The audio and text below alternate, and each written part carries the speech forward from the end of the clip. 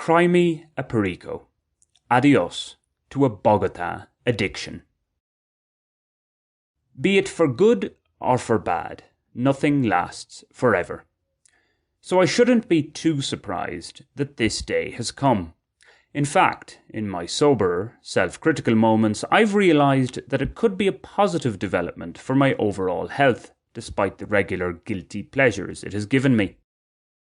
Considering how the odd mini-break has failed to kick the habit, a more profound rupture is what's needed.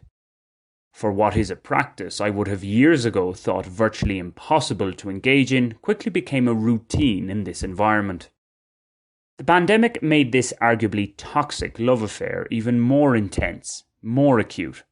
I say arguably toxic because some believe it's not inherently bad at all.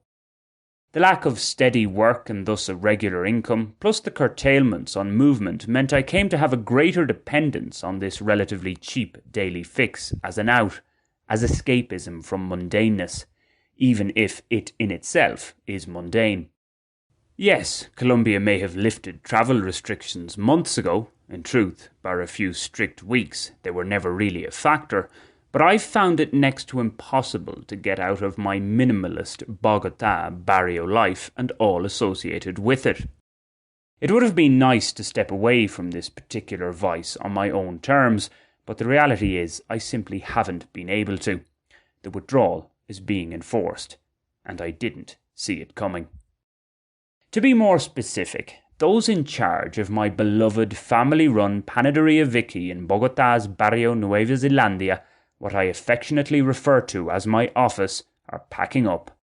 It's where I am right now as I type these words, sipping on an exceptionally prepared perico super oscuro coffee with just a dash of milk, accompanied by a couple of freshly baked, delicious Magojas chicharronas.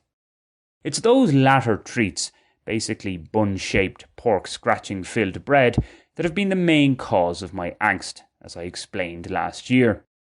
You see, as much as I know I should eat fewer of them, it's become part of my routine to have at least 4 on a daily basis. In the stricter pandemic lockdown days, I consumed up to 6. Although if a study on the world's most nutritious foods referenced in this 2018 BBC article, see link in the accompanying text, is to be believed, pork fat is actually quite nutritious. It's the yeast bread encasing it that's the issue. The very accommodating Leo and Alba, their son Michael and daughter Sharid Michelle, namely the family who have been running this panaderia for the last 8 years, expect no less. Even on the odd occasion when the chicharronas aren't available, there's an acceptable substitute in a cheese bread or pastry. Considering I like to think that my overall diet is healthy, this daily panaderia indulgence has always rested somewhat uneasily on my mind. Now, with Panaderia Vicky coming under a new administration, I've been presented with a chance to ruffle up this routine.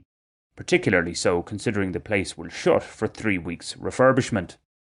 From my current abode, I pass 4 panaderias before I get to Vicky's. In Colombia, such establishments are 10 a peso. But what has made this one my favourite, outside of the quality, reasonably priced fare on offer, has been the fact that it feels homely. A crucial factor in this is that it is family run.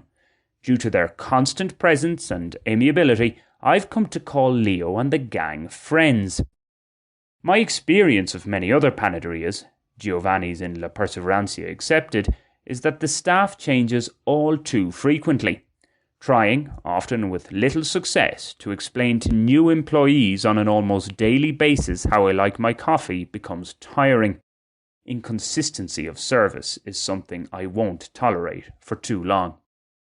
So while my frequenting of panaderias is not going to end completely, I do find them conducive to productivity in terms of reading and writing, the change at Vicky's does give me an opportunity to at least scale back my bread consumption. Yes, I could have started doing that of my own accord before this, but I kind of felt that I wasn't meeting my obligations if I didn't have my minimum bread serving at the office. On a broader scale, the back end of the year tends to be my, to borrow a sporting phrase, Premiership quarter. In Aussie rules and lately used in Gaelic Irish football, It refers to the third quarter of a game when the decisive moments often occur that end up settling the match. With a visa expiry date just a couple of months away, yet again I face that stay or go question. The smart money might be on closing out this long-running Colombian contest, with the caveat that late developments have changed what had seemed the inevitable outcome in the past. After all, it's more than just an empty phrase when I say Colombia's home. I've spent the majority of my adult life here. Take whatever opportunities come one's way in the closing stages, but mentally begin to prepare for the next challenge in another arena. Whether the score over these last 10 years is in my favour or not is somewhat meaningless. What's done is done. The game has to end at some stage. Nothing lasts forever.